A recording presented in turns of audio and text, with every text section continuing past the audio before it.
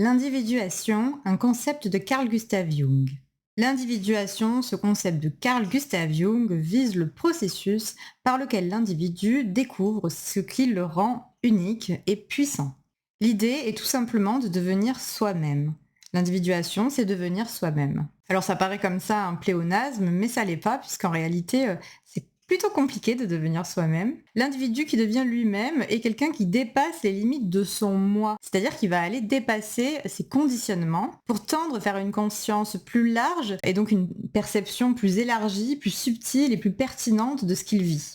Dans cette perspective, sur ce chemin de découverte de soi-même passionnant qu'est le processus d'individuation, on va rencontrer l'interprétation des rêves, puisque c'est hyper intéressant de pouvoir accompagner ce parcours par le soutien de ses rêves. En effet, l'interprétation des rêves va permettre de mieux comprendre ce qu'on vit à un instant T et à chaque étape quelque part de ce parcours, afin d'être en mesure de choisir ses actions. C'est-à-dire que l'interprétation des rêves va nous donner un regard supplémentaire qui va encore plus nous permettre de regarder les choses de manière globale et de pouvoir faire des choix adaptés à ce qu'on veut vraiment, à qui on est vraiment et à ce vers quoi on se dirige. Donc comprendre ses rêves, ça permet d'agir en accord avec qui on est profondément et du coup de aussi donner la parole à son inconscient et à son intuition. L'idée, c'est de faire en sorte que nos choix et notre sensibilité soient en harmonie avec notre nature profonde. Alors s'intéresser à ce qui se passe en soi, à nos émotions, à ce que l'on traverse, à ce que l'on ressent, à nos sensations, etc. Et à nos rêves. C'est donc déjà bien sûr amorcer un travail de remise en question et donc faire un pas sur le chemin de l'individuation. Cependant, il ne suffit pas de s'intéresser à soi de manière ponctuelle et un petit peu superficielle, un petit peu rapide, mais c'est quelque chose qui va nous accompagner un petit peu comme si c'était toujours là, derrière en fait, comme s'il y avait une partie de nous qui restait toujours un petit peu observatrice de ce qu'on vit à chaque moment où on vit et qui va proposer de faire des feedbacks, d'analyser, etc. pour vraiment pouvoir comme ça faire de chaque épreuve, de chaque expérience, un enseignement pour nous guider à aller plus loin. Donc c'est vraiment une posture constante, c'est pas juste un intérêt rapide de développement personnel, c'est vraiment une posture qui devient un style, on va dire. Donc l'idée c'est que la mission devenir soi, ça devient vraiment une mission, fasse l'objet d'une investigation de longue haleine, comme je disais, d'avoir toujours une part de soi qui reste observatrice de ce qu'on vit pour pouvoir analyser, tirer les enseignements, permettre de mieux comprendre ce qui se passe en nous, de mieux connaître nos systèmes de réaction, etc. Et puis du coup de nous aiguiller toujours vers l'étape supplémentaire de notre existence. Donc en chemin, il va y avoir des choses à acquérir, mais avant tout, il va y avoir des choses à laisser de côté, des choses qui ne sont plus utiles et auxquelles on va devoir renoncer.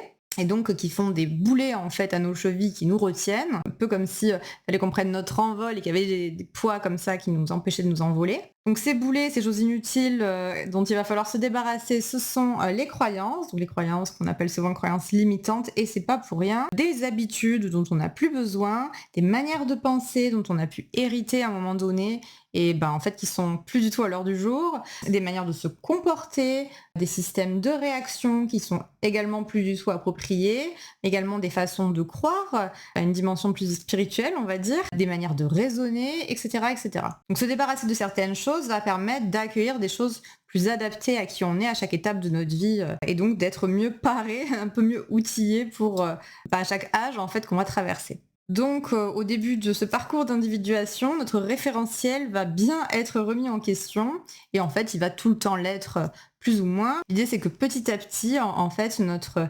perception, notre regard sur les choses, nos croyances, etc. Tout ça finalement vienne s'accorder vers quelque chose qui résonne complètement avec notre nature profonde.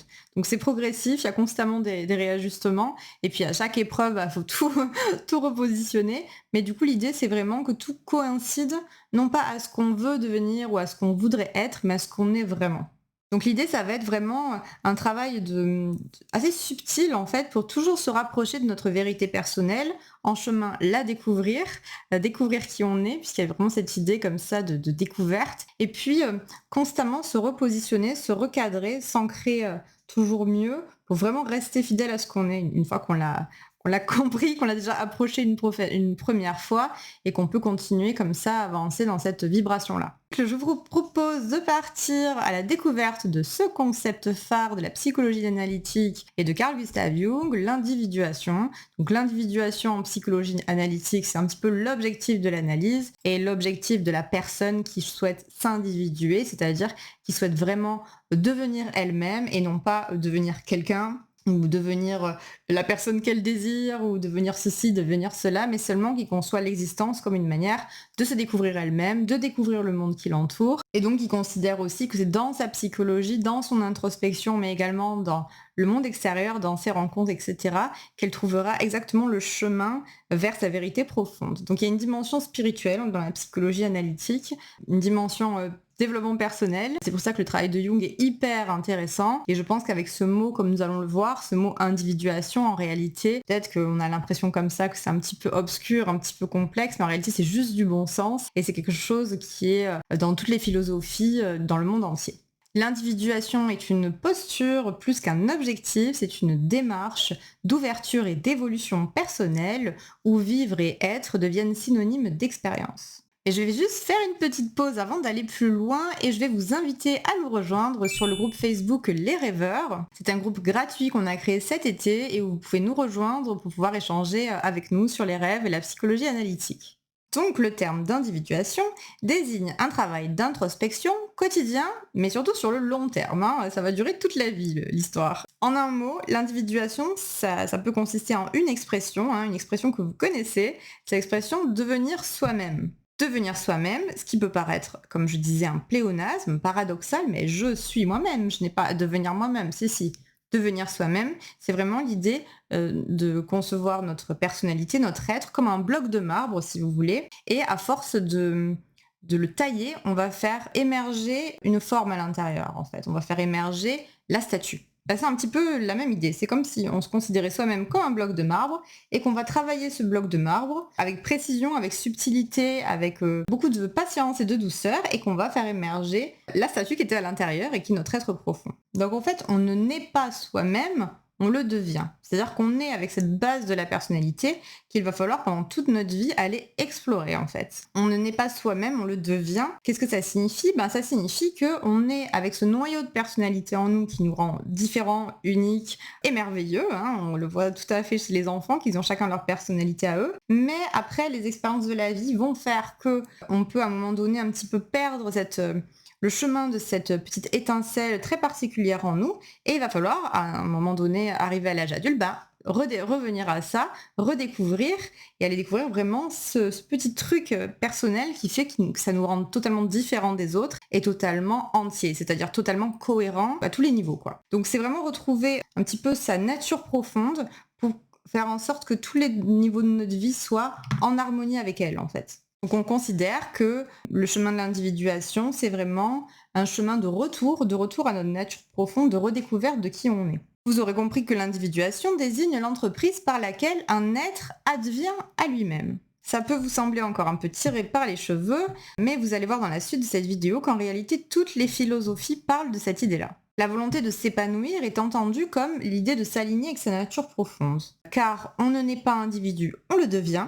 Et on le devient par toute une série de morts et de renaissances. De morts symboliques, dans lesquelles on va devoir renoncer à certaines choses, certaines illusions, certaines vérités, certaines croyances. Et de renaissance, puisque chaque étape va nous permettre justement de rebondir à un niveau supérieur, à un niveau qui est le plus proche de qui on est vraiment. Et donc en chemin, on va traverser des sentiments d'absurde, de vanité, de révolte, et de transcendance aussi, des moments de connexion avec qui on est vraiment et donc forcément avec aussi ce qui est plus grand que soi, avec la nature. Carl Gustav Jung part du postulat suivant. À la naissance, on hérite d'une âme, donc de quelque chose de très très particulier et individuel et unique, mais aussi d'un niveau de conscience minimum qui va être noyé dans le commun et le pluriel, c'est-à-dire qui est encore endormi, à l'état embryonnaire à proprement parler. Au fur et à mesure qu'on va grandir, la vie va nous offrir le moyen de nous différencier, dans le sens d'aller à la rencontre de notre singularité. Cela passe par la connaissance de soi, par la découverte du monde et par la découverte du monde en soi, et justement des relations entre le monde extérieur et le monde intérieur. Donc c'est comme si on avait ce fameux bloc de marbre et que par une collaboration étroite avec la vie, en écoutant attentivement les conseils qu'elle nous propose, les chemins qu'elle nous suggère, avec les images aussi qu'elle fait immerger de l'inconscient, à travers les rêves, à travers les émotions, à travers les pensées subites, à travers les imaginations, etc.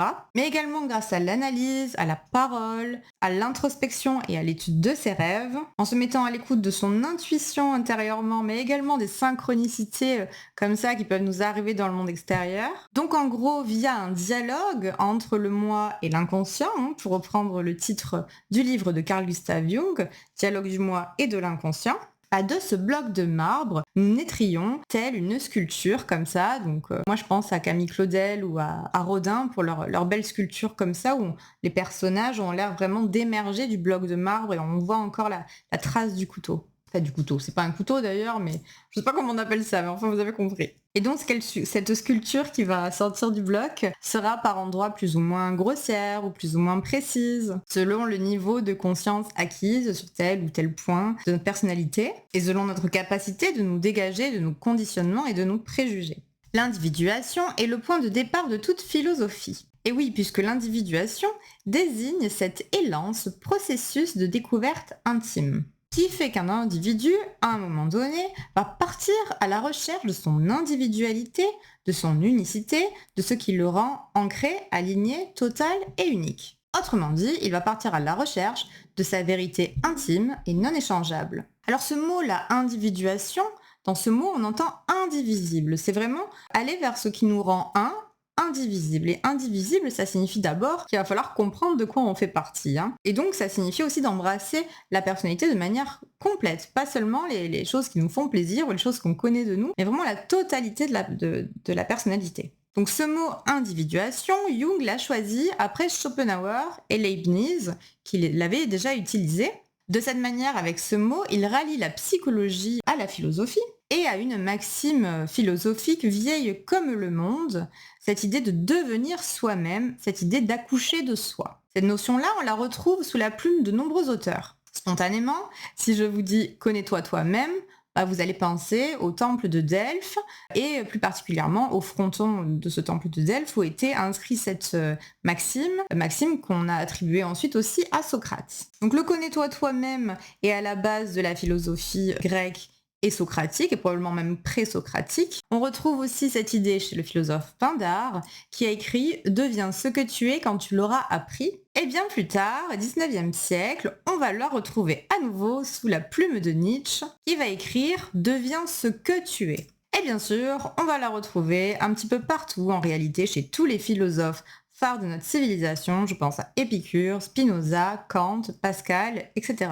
En fait, tous les penseurs phares de notre civilisation occidentale se rejoignent dans la question de l'individuation et en font la base de tout questionnement en philosophie. Si bien que l'on peut se demander si cette notion même d'individuation ne serait pas le moteur de toute démarche de questionnement philosophique ou spirituel, et probablement aussi psychologique. Puisque maintenant nous sommes plutôt à l'ère de la psychologie et que la pensée de Jung est en train de connaître un vent de renouveau avec beaucoup de personnes qui s'y intéressent, moi j'aime bien dire que le 21e siècle sera jungien ou ne sera pas. Alors qu'est-ce qui me fait dire ça ?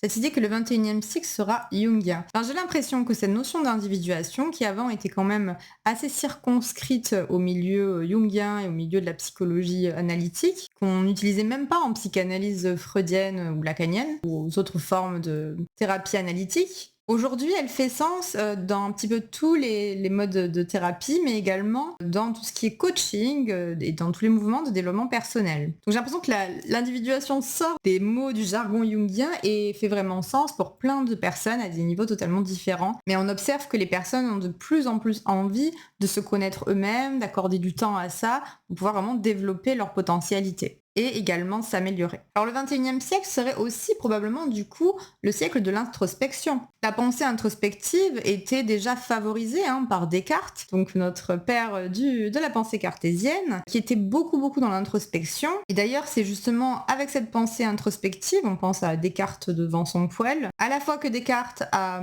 créé sa méthode cartésienne, mais également sa preuve de l'existence de Dieu. Donc l'introspection, ça permet à la fois de cultiver une certaine logique, quelque chose de très rationnel dans dans la matière, dans la vie, mais également de se relier à quelque chose de beaucoup plus spirituel et profond. Et de même, la philosophie indienne, dans ce travail comme ça d'introspection, il y a cet objectif d'atteindre le divin en soi également. L'étincelle d'intelligence intérieure qui correspond à une forme de divinité. Et enfin, Socrate et puis Platon après lui pratiquaient la fameuse maïeutique, c'est-à-dire l'art de faire accoucher les âmes. Donc c'est pareil, c'est faire accoucher les âmes de leur caractère sacré, de leur étincelle unique, de ce qui fait qu'elles ont quelque chose à faire sur la Terre.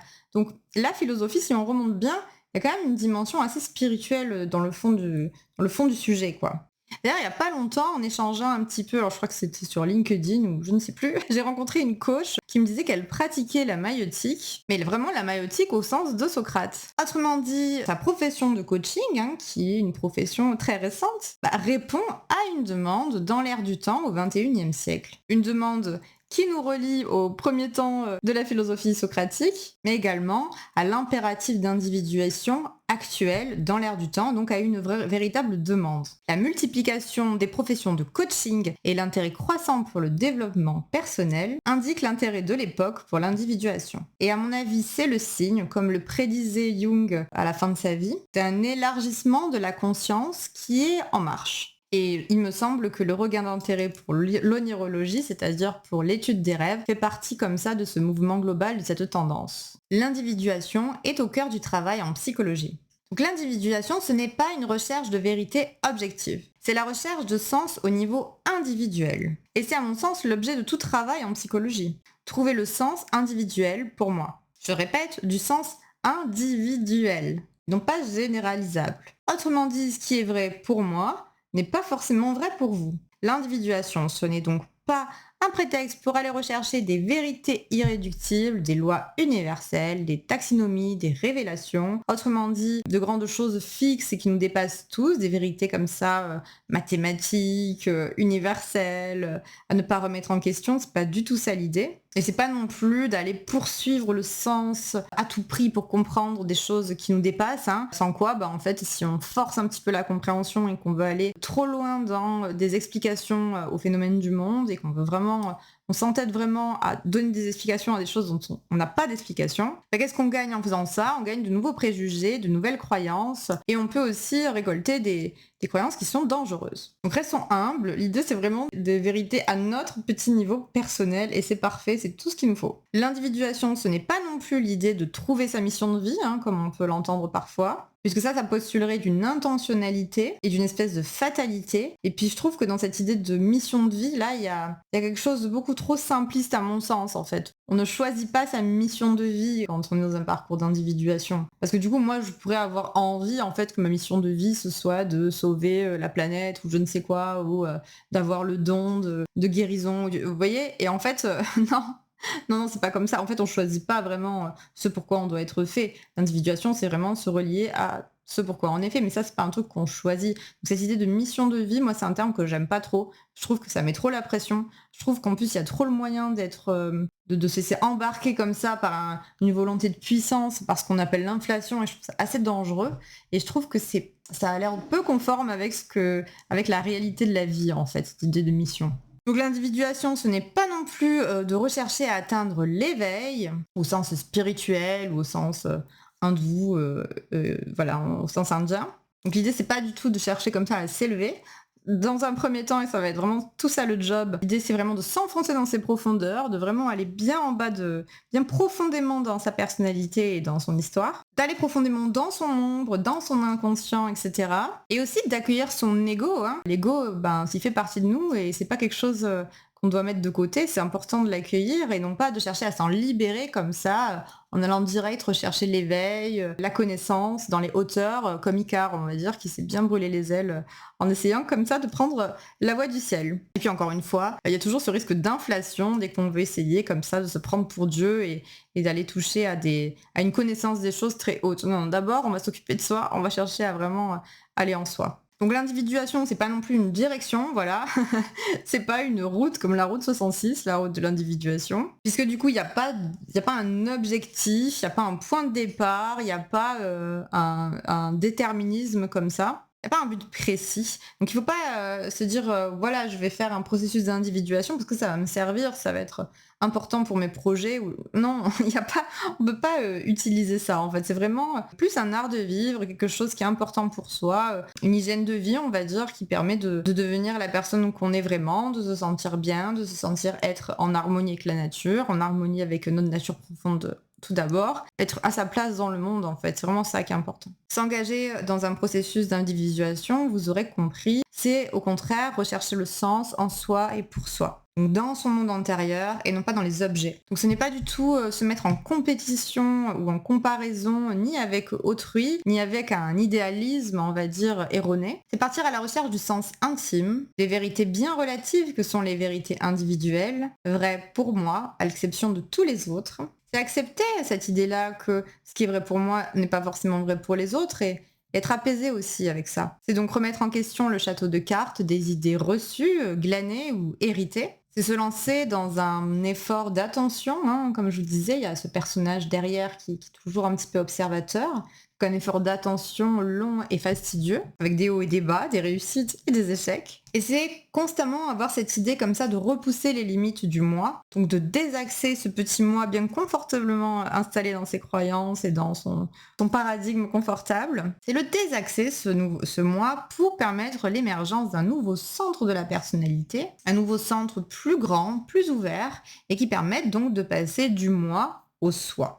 Le soi comme étant comme ça ce cercle plus large qui englobe l'entièreté de la personnalité. Et dans le cercle large du soi, il y a certes le moi, mais il y a également les parties de la personnalité qui ne sont pas conscientes, toute la partie de l'inconscient qu'on appelle aussi l'ombre, et qui contient aussi les parties de la personnalité qu'on ne veut pas regarder, qui ne nous plaisent pas, ou qui nous sont encore inconnues, hein, et qui sont comme des territoires à explorer. Être attentive à ses rêves tout au long de sa vie permet justement d'amorcer à la fois chaque étape et également d'accompagner cette avancée du moi vers le soi. Et donc l'individuation, c'est aussi l'exploration de son ombre. C'est une confrontation régulière et peu agréable avec les contenus de l'ombre. Autrement dit, avec les forces qui échappent à la lumière de notre conscience, qu'on ne regarde pas d'habitude, voire qu'on ne voit pas parce qu'on ne les a jamais vraiment regardées, et qui sont des forces qui habitent notre inconscient et qui cristallisent nos passions et qui expliquent aussi nos pulsions. Du coup, en cours de route, il va falloir s'agir d'aller regarder dans l'ombre et donc ça veut dire regarder en face ses contradictions, ses conflits intérieurs, ses peurs, ses intolérances, ses défauts, ses faiblesses, etc. Et ça, c'est pas trop un truc qu'on aime regarder, pourtant c'est incontournable. C'est incontournable parce qu'il faut d'abord aller regarder en soi ce qui nous dérange pour pouvoir réellement arranger ça. C'est comme s'il y avait des conflits entre notre personnalité consciente, le moi, ce qu'on veut donner au monde, et ce qui se passe derrière. Et donc tant qu'on n'a pas résolu ces conflits, il y a quelque chose qui est bloqué. Et tant que ce conflit-là existe, il y aura un sujet qui va rester sensible, un endroit où on va pas réussir à aller. Et pour ça, les rêves, c'est génial, parce qu'un rêve, il va souvent déterrer ces nœuds-là de contradiction, ces conflits à arranger et à synthétiser, et qui sont souvent des choses comme ça qu'on peut très facilement démêler et apaiser. Il n'y a pas que les rêves, le monde extérieur aussi, il va nous indiquer sur quoi travailler, dans les événements qu'on a à vivre, au niveau relationnel, au niveau professionnel, au niveau social, au niveau familial. Toutes les aventures de notre vie que la vie nous sert, on va dire, sont toujours l'occasion de pouvoir aussi travailler sur soi-même. Par exemple, s'il y a un défaut chez quelqu'un qui vous horripile, mais particulièrement, ou la réaction de quelqu'un qui vraiment vous met en colère, au lieu de vous laisser indifférent, ou en tout cas qui vous met un petit peu trop en colère par rapport à la réalité de la chose, ça c'est un signal qui doit vous donner l'occasion d'aller creuser dans votre ombre pour voir qu'est-ce qui est touché là. Qu'est-ce qui est touché pour que je réagisse aussi fort. Dans l'ombre, on va aussi observer les nœuds et les problèmes qui sont pas seulement personnels, hein, mais qui sont à un niveau social, qui sont quelque chose au niveau, on va dire, sociologique, observable chez tous les membres du groupe, en fait, de notre société. On est aussi des personnages de la société, hein, des produits de la société. Et dans l'inconscient collectif, donc dans cette base qui nous permet de formuler les symboles qu'on partage tous, les problèmes de société sont visibles, ils croisent le fer et surgissent comme ça en rêve, mais également dans les névroses des gens. Donc, autrement dit, dans nos propres contradictions, on peut aussi souffrir d'une problématique qui est collective. Donc à échelle personnelle, ça va créer des conflits intérieurs, des pressions que l'on se met inutilement, des complexes qui ne nous appartiennent pas vraiment. Mais il y a aussi l'inconscient familial qui est à cheval entre l'inconscient personnel et l'inconscient collectif. Alors l'inconscient familial aussi, il nous gâte en nous offrant des complexes familiaux qui ne nous appartiennent pas vraiment, qu'on a hérité de je ne sais quel aïeul, et qu'une fois qu'on observe, on peut vraiment s'en débarrasser. Donc marcher sur le chemin de l'individuation, c'est vraiment être ouvert à énormément de choses, c'est être moins obtus, moins radical, avoir vraiment le moins d'idées tranchées possible. C'est apprendre à relativiser, à être vraiment très très souple et s'ouvrir à d'autres points de vue. Et c'est vraiment éliminer la conviction, puisque la conviction n'a d'égal que le doute. C'est donc remettre en question en premier lieu son propre paradigme, c'est apprendre à observer les contraires comme des antagonismes, c'est-à-dire qui sont complémentaires plutôt qu'opposés. On a vu cette tension des contraires, là il s'agit de voir ça comme l'occasion de permettre un beau mariage entre deux choses antagonistes et non pas conflictuelles, donc de réconcilier un petit peu les parts de nous qui sont en tension, et donc d'observer la solution plutôt que de voir le problème. L'individuation, c'est donc l'histoire d'une réconciliation. Nous allons donc réconcilier nos contradictions. Observer ces contradictions est primordial. C'est le seul moyen de se débarrasser des blocages inconscients. Alors c'est pas facile parce que on aime bien se montrer comme des personnes vraiment, cohérentes, fiables. On a cette image comme ça où la droiture, ça doit vouloir dire une personne qui est cohérente à tous les niveaux, quoi. Or, ça n'existe pas une personne comme ça. On peut être droit, mais quand même avoir des incohérences puisque l'être humain est incohérent. C'est la nature humaine qui veut ça. Donc déjà, on va mettre de côté comme ça la fierté personnelle qui fait qu'il veut qu'on se montre irréprochable, loyal, authentique, courageux, la totale. Et on va accepter que oui, nous aussi, on est paradoxal. En fait, tout le monde est paradoxal et on a nos zones de paradoxe. Donc une fois qu'on les a observées, l'idée, ça va être de sortir l'individu de l'impasse, en fait, de ces contradictions. Des contradictions qui ne sont pas observées, qui ne sont pas reconnues, vont nous mettre dans une impasse à certains endroits. Donc on va se sortir de l'impasse, on va accepter qu'on ne pourra pas choisir la bonne solution, que la bonne solution, la solution idéale, ça n'existe pas, que la solution la meilleure sera la solution personnelle. Et donc l'idée, c'est d'apprendre aussi à ne plus réfléchir en termes de ce qui est bien, ce qui est mal, ce que je dois faire, ce que je ne dois pas faire, mais quelle est la meilleure solution pour moi? Quelle est la seule chose que je peux faire en restant en accord avec moi-même? Donc l'idée de bien et de mal devient aussi un petit peu modifiée. Et donc ici, le travail d'analyse est hyper intéressant, car l'analyse va aider à identifier justement les zones de blocage tapis dans l'ombre et de travailler à les assouplir, à les résoudre, à les solutionner. Donc par analyse, j'entends certes l'analyse jungienne, puisque c'est ce que moi je pratique, et c'est ce que j'aime, mais vous pouvez aussi choisir la thérapie qui vous correspond, bien entendu. Qu'elle soit analytique, jungienne, freudienne, ou pas du tout analytique et qui soit une thérapie d'un autre ordre. Le bon thérapeute, c'est celui qui va vous accompagner pour vous aider à vous réconcilier avec vous-même et à connecter avec votre nature profonde, sera le thérapeute en lequel vous allez avoir confiance et ce sera celui que vous aurez choisi. Trouvez le compromis qui équilibre la balance. Quand on met le doigt sur un conflit intérieur, l'idée, comme je disais, c'est pas de choisir le bien, le mal, ce qui est juste. Enfin voilà, c'est pas de rentrer là-dedans. C'est trouver une solution synthétique. C'est-à-dire un compromis qui quelque part va neutraliser le conflit intérieur en l'annulant. Le conflit intérieur n'aura plus lieu d'être parce qu'il y a cette fameuse voie du milieu, cette fameuse juste milieu qui va permettre de solutionner le conflit et donc de l'annuler, de le terminer. Alors, le juste milieu, c'est un truc que j'aime beaucoup. Et j'aime beaucoup ce mot juste. On l'entend pas assez quand on dit le juste milieu. Pourtant, le mot juste est hyper intéressant à réécouter. En effet, en Occident, on a tendance à avoir une vision beaucoup trop unilatérale des choses. C'est bien, c'est mal, c'est blanc, c'est noir, etc. Et on veut s'intéresser qu'à notre côté bon. On veut montrer une image de soi, cette fameuse meilleure version de soi-même. On veut que montrer le bien tout le temps. Surtout en ce moment, à notre période, c'est de pire en pire, il me semble. Et donc, automatiquement, c'est la raison pour laquelle, en Occident, on a une culture très très portée sur le refoulement. On va dire qu'à un niveau collectif, on a une expérience du refoulement qui est culturellement très très intéressante. C'est normal, comme on veut montrer que notre bonne image, on va refouler vraiment tout ce qui nous plaît pas et donc on va refouler beaucoup. Et donc ça maintient comme ça la tension entre nos deux pôles Et ça fait qu'on est vraiment des êtres qui nous intéressons à montrer que ce qui est beau, que ce qui est bien, et c'est pas du tout humain d'être comme ça. Les mouvements spirituels asiatiques, donc je pense au bouddhisme, au taoïsme, à l'hindouisme, etc., sont beaucoup plus modérés à ce sujet. Ils sont beaucoup plus coutumiers avec cette idée de juste milieu, hein. Dans le taoïsme, c'est bien la voie du milieu. Et donc c'est vraiment une notion de justesse et d'équilibre, dans laquelle le trop n'est jamais bon. L'excès de mal, c'est pas bon, mais l'excès de bien, c'est pas bon non plus, en fait. Les deux pôles vont se rejoindre dans l'excès. L'excès de bien devient du mal, donc ça va pas. Et nous, on n'a pas cette sagesse-là en Occident. Donc je trouve c'est important, comme l'a fait Jung, hein, de s'intéresser à cette idée de yin et de yang, de taoïsme, de voie du milieu, de juste au milieu, parce que le juste milieu, c'est sonner juste, c'est être vraiment en harmonie avec sa musique intérieure. C'est faire en sorte que sa musique intérieure soit juste, comme si on avait bien accordé sa corde, vous voyez, son instrument. Et donc cette voie du milieu, cette synthèse comme ça du conflit, va permettre sa résolution, son dénouement, et donc l'accès à un niveau de conscience supérieur. Parce que s'il y a conflit, il y a blocage. Et donc s'il n'y a plus de blocage, c'est comme si on avait un boulet qu'on enlevait de notre cheville et on peut accéder à la marche d'après. Et donc, un niveau de conscience supérieur, je ne parle pas en termes de supériorité.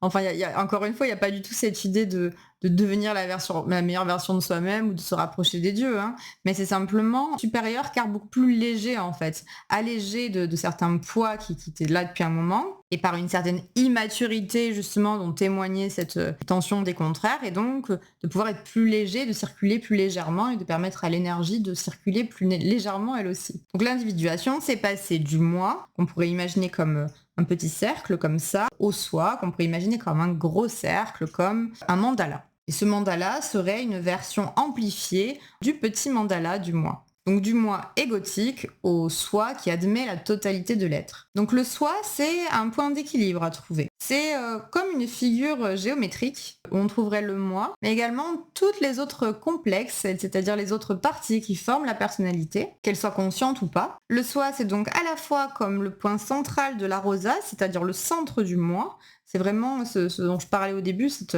nature comme ça du bébé qui naît, c'est la nature de son âme qui est très très marquée déjà, où on voit sa différence et sa magie.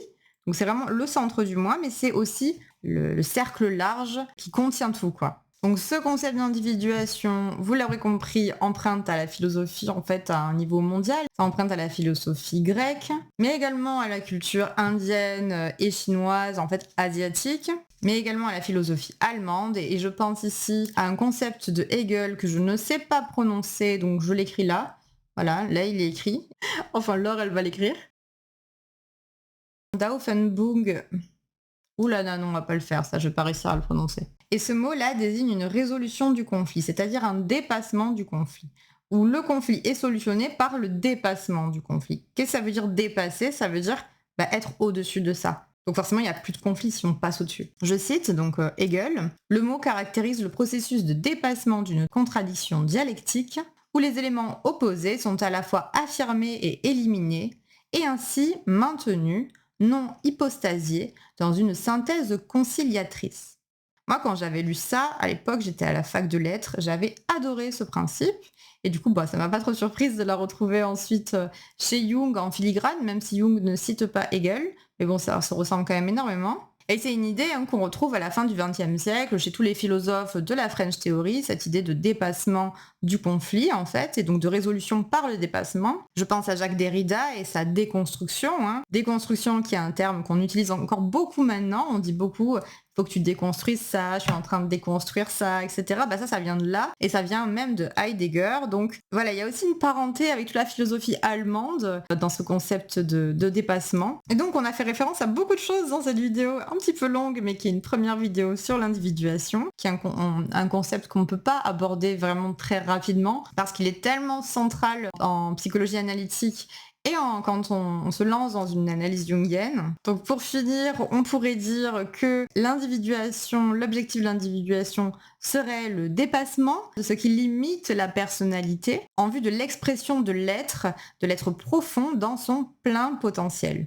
Et évidemment réconcilier. Cela passe par la reconnaissance de ce qui fait obstacle en soi, ce qui demande de l'humilité, et une capacité à se remettre en question pour, à l'image du héros des contes, découvrir ses propres ressources en soi en allant de l'avant et en acceptant les épreuves comme des moyens de se renouveler. Merci d'avoir regardé cette première vidéo sur le concept d'individuation. Une deuxième vidéo est programmée pour la semaine prochaine où on verra les étapes de l'individuation. Alors si vous aussi vous passionnez pour les rêves et la pensée de Jung, je vous invite maintenant à accéder à un cours gratuit, tout simplement en cliquant sur le lien dans la description. Dans ce cours, je vais vous expliquer comment apprendre à interpréter les rêves sans dictionnaire des rêves et ainsi à marcher dans les pas de Carl Gustav Jung. Et puis bien sûr, n'oubliez pas de vous abonner à la chaîne si ce n'est pas déjà fait. Merci beaucoup et à bientôt.